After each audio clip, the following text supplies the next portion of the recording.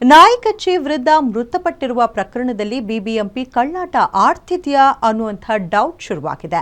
ಆ ವೃದ್ಧನಿಗೆ ನಾಯಿಯೇ ಕಚ್ಚಿಲ್ಲ ಅಂತ ವಾದ ಶುರು ಮಾಡಿದೆ. ಪಾಲಿಕೆಯ ಈ ವಾದ ಕುಟುಂಬಸ್ಥರಿಗೆ ಹಾಗೂ ಸ್ಥಳೀಯರಲ್ಲಿ ಗೊಂದಲಕ್ಕೆ ಕಾರಣವಾಗಿದ್ದು, ನಾಯಿ ಕಚ್ಚಿಲ್ಲ ಅಂದ್ರೆ ಕಚ್ಚಿದ್ಯಾರು ಅಂತ ಪ್ರಶ್ನೆ ಮಾಡ್ತಿದ್ದಾರೆ.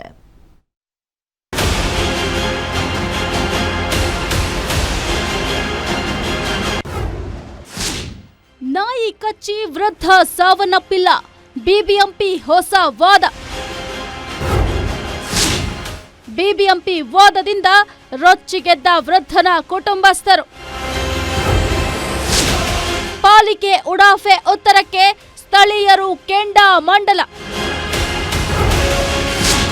ಪತ್ರಿಕಾ ಪ್ರಕಟಣೆಯಿಂದ ಎಡವಟ್ಟು ಮಾಡಿಕೊಂಡ ಪಾಲಿಕೆ.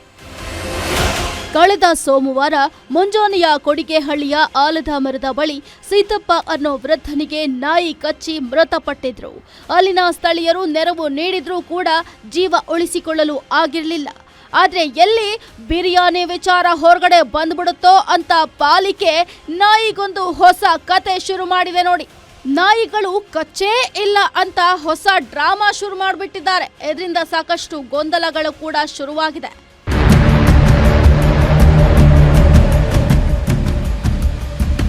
ಬೀದಿ ನಾಯಿಯಿಂದ ವೃದ್ಧ ಸೀತಪ್ಪ ಬಲಿ ಪ್ರಕರಣವನ್ನ ಮುಚ್ಚಿ ಹಾಕೋಕೆ ನೋಡ್ತಾ ಇದೆಯಾ ಪಾಲಿಕೆ ಅನ್ನೋ ಅನುಮಾನಗಳು ಈಗ ಶುರುವಾಗಿದೆ.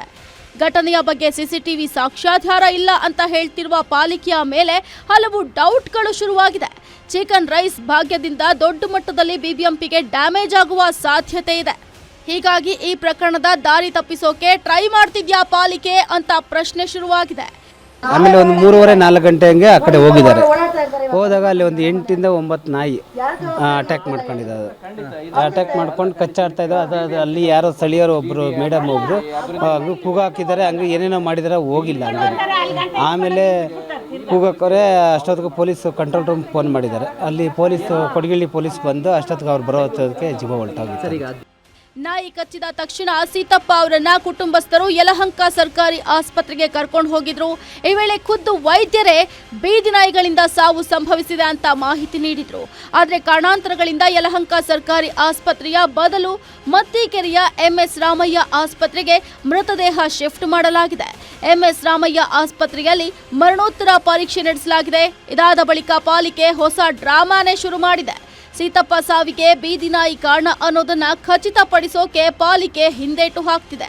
ನಾಯಿಯೇ ಕಚ್ಚಿಲ್ಲ ಅಂತ ಪತ್ರಿಕಾ ಪ್ರಕಟಣೆಯನ್ನ ಹೊರಡಿಸಿದೆ. ಇದು ಇನ್ನಷ್ಟು ಅನುಮಾನವನ್ನ ಹುಟ್ಟು ಹಾಕಿದೆ. ಹಾಗಿದ್ರೆ ಸೀತಪ್ಪ ಅವರನ್ನ ಕಚ್ಚಿದ್ದು ಯಾರು ಅನ್ನೋ ಪ್ರಶ್ನೆ ಈಗ ಶುರುವಾಗಿದೆ. ತುಂಬಾ ನಾಯಿಗಳು ಜಾಸ್ತಿ ಆಗ್ಬಿಟ್ಟಿದಾವೆ. ಇದಕ್ಕೇನು ಇದು ಮಾಡ್ತೀರಾ? ಬಿಬಿಎಂಪಿ ಅವ್ರು ಏನ್ ಕ್ರಮ ತಗೊಂತಾರೆ ಮೇಡಮ್? ಈಗ ಎಷ್ಟು ನಾಯಿಗಳು ಇರಬಹುದು ಮೇಡಮ್? ಸರ್, ಆ ಕೆರೆ ಹತ್ರ ಅಂತೂ ಒಂದು 20 ನಾಯಿಗಳು ಇದಾವೆ. ಅಲ್ಲಿ ಏನು ಒಂದು ಮಕ್ಳು ಹೋಗಂಗಿಲ್ಲ, ಒಂದು ಗಾಡಿ ಹೋಗಂಗಿಲ್ಲ, ಎಲ್ಲ ಬಂದು ಮುದ್ರಕೊಂಡ್ಬಿಡ್ತವೆ ಇಲ್ಲಿ. ಮೇಡಮ್, ಈಗ ರಾತ್ರಿ ಹೊತ್ತು ನೀವು ಓಡಾಡ್ತಿರ್ತೀರಿ ರಸ್ತೆಯಲ್ಲಿ, ಎಷ್ಟು ಭಯ ಆಗುತ್ತೆ ಓಡಾಡೋದು? ನಮ್ಗೆ ತುಂಬಾ ಭಯ ಆಗುತ್ತೆ ಸರ್. ಇದು ಆಗಿ ನೋಡಿ ನಮ್ಗೆ ಇನ್ನೂ ಜಾಸ್ತಿ ಭಯನೇ ಆಗೋಯ್ತು.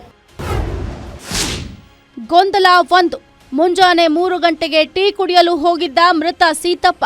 ನಮ್ಮ ಅಂಗಡಿ ತೆಗೆಯೋದೆ 5:30ಕ್ಕೆ ಎಂದ ಟೀ ಅಂಗಡಿ ಮಾಲೀಕ. 4:30ಕ್ಕೆ ಮನೆ ಬಿಟ್ಟಿದ್ದಾರೆ, ವಾಕ್ ಹೊರಟಿದ್ದಾರೆ ಅಂತ ಮೃತನ ಮಗನ ಹೇಳಿಕೆ.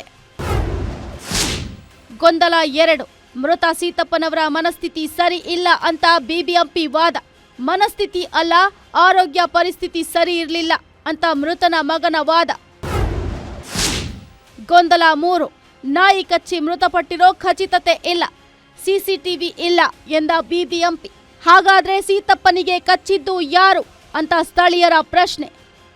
ಬಿರಿಯಾನಿ ಹಾಕ್ತಾರೆ, ನಾಯಿಗಳು ಅಟ್ಯಾಕ್ ಮಾಡ್ತಾ ಇದೆಲ್ಲ, ಅದಕ್ಕೇನು ಮಾಡ್ತಾರೆ ಸರ್? ಈಗ ಎಷ್ಟು ರಿಸ್ಕ್ ಅನ್ಸುತ್ತೆ ರೀ ಸರ್ ನಿಮ್ಗೆ ಈ ಏರಿಯಾದಲ್ಲಿ ಓಡಾಡೋದು? ತುಂಬ ರಿಸ್ಕ್ ಇದೆ ಸರ್. ನೀವು ಕೆರೆಯಲ್ಲಿ ಬನ್ನಿ, ಕೆರೆಯಲ್ಲಿ ಬಂದರೆ ಒಂದು 500 ನಾಯಿ ಇದ್ದಾವೆ. ಅಲ್ಲಿ ವಯಸ್ಸಾದವರು 60 ವರ್ಷ 70 ವರ್ಷ 80 ವರ್ಷದವರು ಎಲ್ಲ ವಾಕಿಂಗ್ ಬರ್ತಾರೆ. ಚಿಕ್ಕ ಮಕ್ಕಳು ಬರ್ತಾರೆ. ಇವಾಗ ಡೇಯಲ್ಲಿ ಬರ್ತಾರೆ. ಇವಾಗ ಶನಿವಾರ ರಜಾ ಇರ್ತದೆ, ಭಾನುವಾರ ರಜಾ ಇರುತ್ತೆ. ಇವಾಗ ನೀವು ಸುಮ್ಮನೆ ಹೋಗ್ಬಿಟ್ಟು ದೊಡ್ಡಬಂಸನ ಲೇಕಲ್ಲಿ ಒಂದು ರೌಂಡ್ ನೀವು ಹೊಡೀರಿ ಸರ್, ಎಷ್ಟು ನಾಯಿಗಳು ಮಲಗಿದ್ದಾವೆ ಅಂತ. ಒಟ್ನಲ್ಲಿ ಈ ಪ್ರಕರಣವನ್ನ ಹಳ್ಳ ಹಿಡಿಸೋಕೆ ಪಾಲಿಕೆ ಪೇಪರ್ ಮೇಲೆ ಇಷ್ಟ ಬಂದಂತೆ ಬರೆದಿದ್ರೆ, ಇತ್ತ ಪಾಲಿಕೆ ಪತ್ರಿಕಾ ಪ್ರಕಟಣೆ ಕುಟುಂಬಸ್ಥರನ್ನ ಗೊಂದಲಕ್ಕೆ ದೂಕಿದೆ.